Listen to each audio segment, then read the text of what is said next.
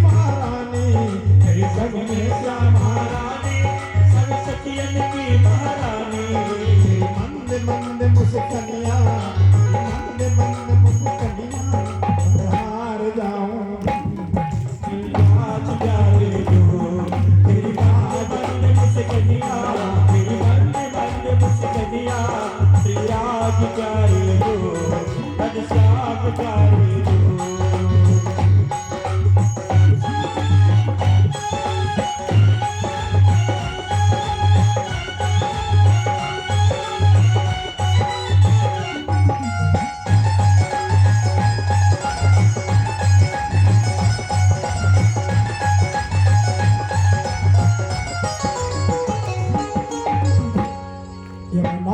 धेनु चरावे संग तान मांगे, यमुना तक धेनु चरावे तद मांगे मांगे कर खावे।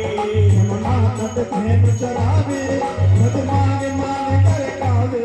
यमुना तक धेनु चरावे तद मांगे मांगे कर खावे।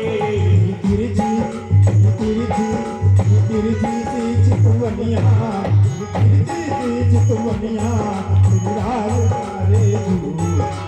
श्याम प्यारे तेरी तिरछी सी चितवनिया, तेरी तिरछी सी चितवनिया, श्याम प्यारे जो, तेरा प्यारे जो।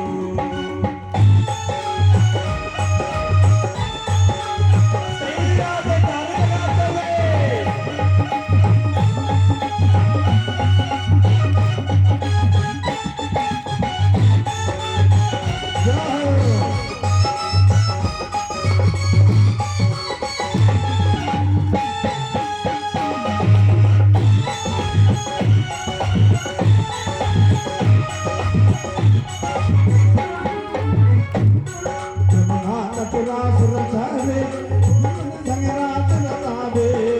रुक पेड़ बजावे, गोविंद संग रात रचावे।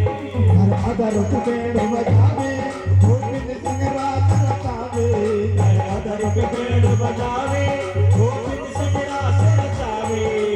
अदर रुक पेड़ बजावे, गोविंद संग रात रचावे। अदर रुक पेड़ बजावे, गोविंद संग रात रचावे। मंद मंद मुस्कनिया, मंद मंद मुस्कनिया, पर हार जाऊं श्री राम प्यारे।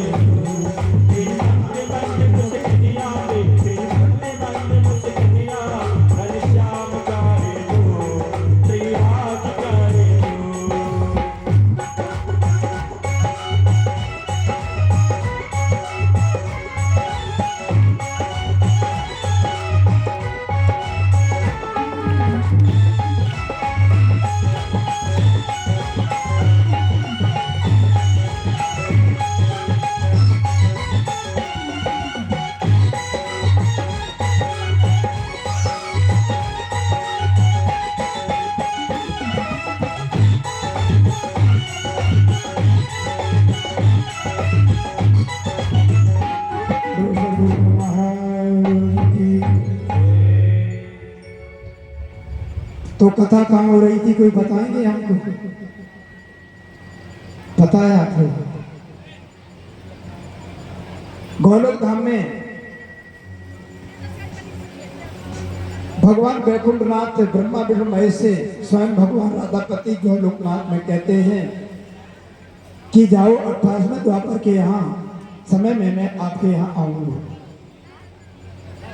उसी समय मेरे प्यारे प्रेमियों राधा जी मूर्छित होकर उनकी गोद में गिर जाती है। राधा जी कहने लगी, प्रभु जब आप चले जाओगे तो मैं आपके बिना एक पल भी नहीं रहेंगे, क्योंकि राधा ही कृष्णा और कृष्ण ही राधा है, दो नहीं एक नहीं। तो मेरे प्यारे प्रेमियों उस समय राधा कहने लगी, प्रभु मैं आपके बिना तो पल भी नहीं रह सकती हूँ। भगवान श्याम सुंदर कहते, राधे मैं तुमको भी ले चलूंगा। राधे कहने लगी, नहीं नहीं प्रभु, यहाँ तो ये गोलोक धाम में पर्वत है जिसका नाम है सत्संग पर्वत। ध्यान देंगे आपने, गोलोक धाम में पर्वत है, सत्संग पर्वत है। इसी पर्वत पर बैठ करके भगवान सदाशिव को भगवान गोलोकनाथ ने अमर कथा सुनाई थी।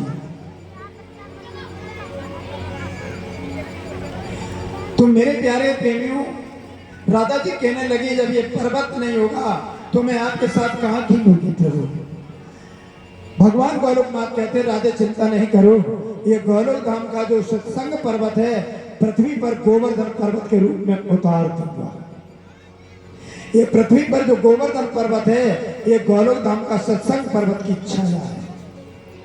राधा कहने लगी प्रभु मैं तो भी नहीं जाऊंगी, क्योंकि यहाँ तो गिरजा नाम की सखी कभी यमुना के रूप में बहती है, कभी सखी के रूप में आपके साथ लीला करती है, और जब वो नहीं होगी तो मैं कहां कैसे खेलूंगी, किसके साथ कैसे रहूंगी।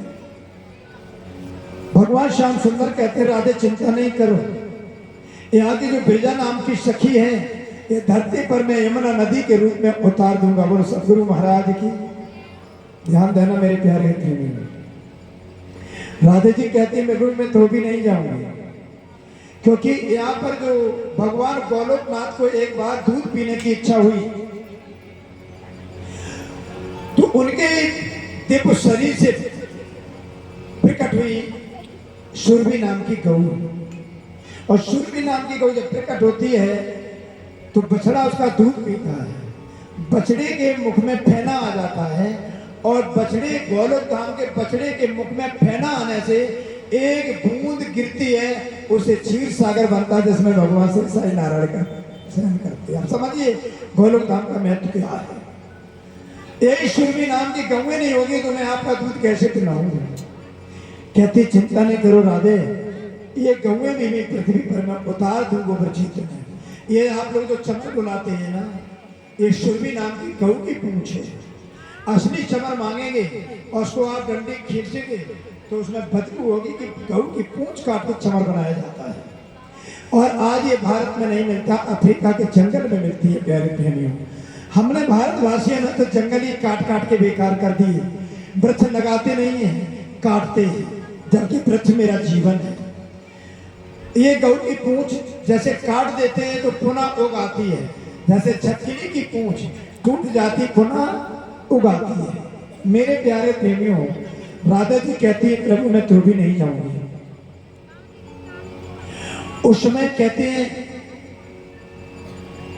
ये राधे जी इतना ही नहीं, अब मैं अधिक नहीं कहूंगा, ये गोलोक धाम की सारी छटा मैं पूरी की पूरी गोलोक धाम की छटा मैं 84 कोस ब्रज में उतार दूंगा।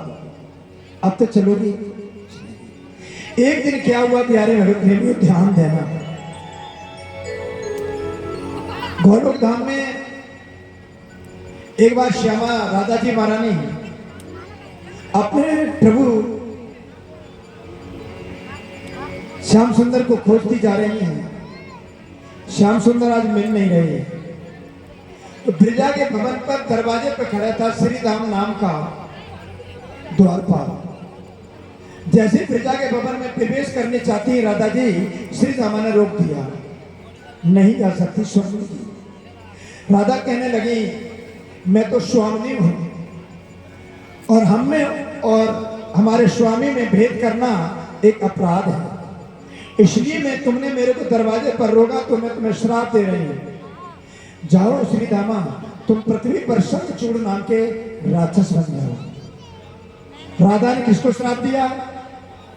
गोलोक धाम में श्री धामा को। मेरे प्यारे प्रेमियों, उसी समय श्री धामा ने राधा जी को श्राप दिया। कथा सुनने वाले ध्यान से देखें, सम्मान करने वाले सम्मान को देखें, दोनों दृश्य हैं। उसी समय श्री धामा ने राधा को श्राप दिया। यद्यपि आपके साथ सब कुछ है, पर राधे ध्यान रखना, जब तुम श्याम सुंदर के साथ पृथ्वी पर जाओगी तो 100 वर्ष का तुम्हारा श्याम सुंदर से वियोग हो जाएगा। ये श्री धामा ने राधा को श्राप दे दिया। मेरे प्यारे प्रेमियों, तीनों देवता ब्रह्मा विष्णु महेश लौट करके जब आते हैं तो इनको अपने ब्रह्मांड में आने का रास्ता नहीं मिलता है। कथा बहुत बड़ी है, समय कम है। अंत में जैसे भटकते भटकते अपने ब्रह्म लोक में आ जाती है। इस गोलोक धाम के अत परे शबनिक धाम, उसके परे केवल धाम, उसके परे परम अक्षर धाम और उसके परे है परम धाम।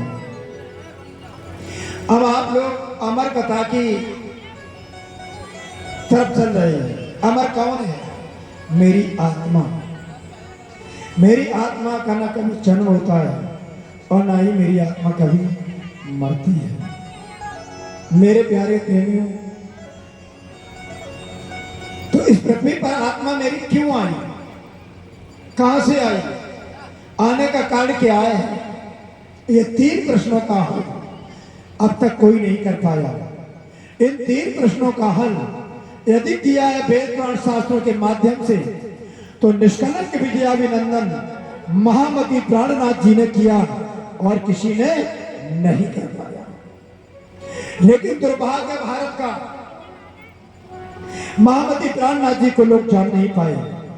और वो दुर्भाग्य क्या है कि जिन्होंने तारतम मंत्र लिया भी है, जो सुंदर साथ भी हैं, पर उन्होंने कभी किसी प्रकार से इस तत्व को जान नहीं पाए।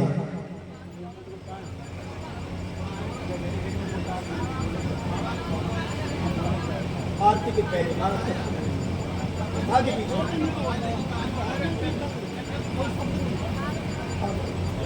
हमारे बीच में महाराज जी हैं, वो कुछ कहना चाहते हैं आपसे। हेलो, बोलिए सदगुरुदेव भगवान की।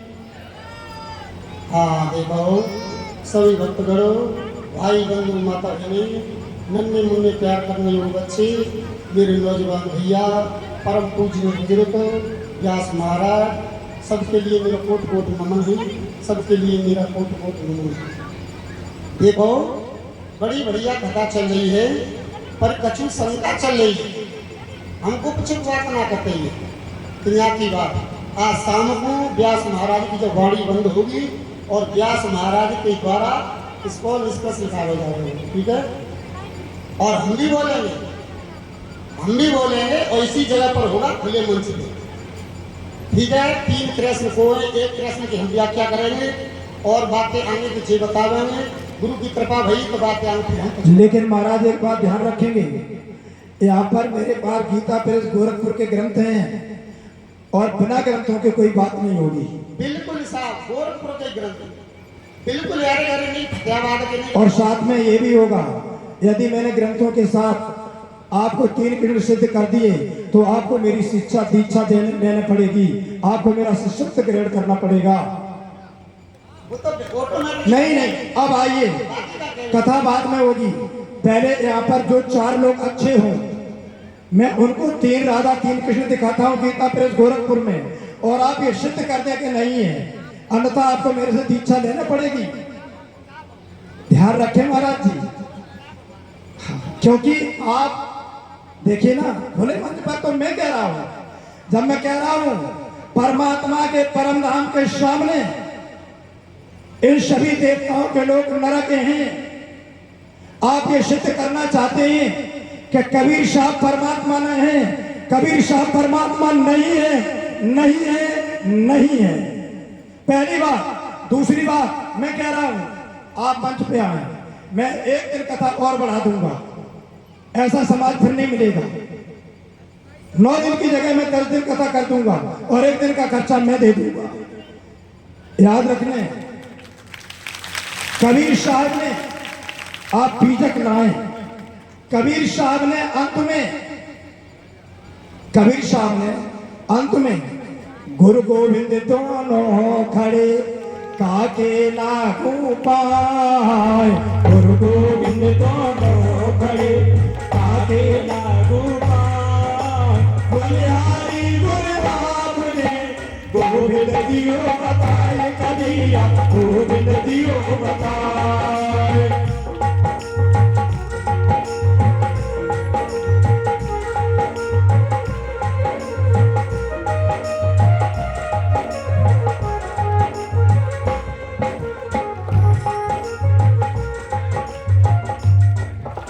चलत चलत तो लगे थके गाँव रहा को, चलत चलत तो लगे थके नगर रहा को, बीच में मेरा पड़ गए कहवा कबीरा कौन को दोष।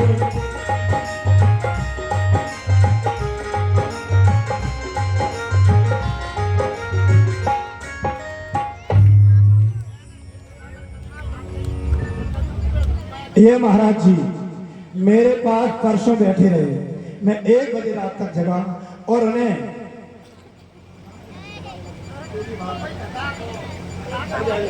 नहीं मंच जी महाराज, तो ऐसे आपको बीच में छेड़ना भी नहीं चाहिए था। आपको इस प्रकार मंच पर नहीं आना चाहिए। ये 3 राधा है, देवी भागवत है, आके देख जाए। आप ये कह दो ये नहीं और मांग में गाओ। कोई एक भैया आप नीचे से गाओ, खड़े हो जाओ। मांग दीजिए, आप ये गाओ नहीं है। एक लोग कोई ऊपर आ जाए, एक लोग कोई आ जाए जल्दी से। एक लोग कोई ऊपर आ जाए। कथा बाद में होगी, नहीं। पहले साक्ष्यों का प्रमाण होगा महाराज जी। आप जाएंगे नहीं महाराज, यहाँ बैठिए बराबर पर।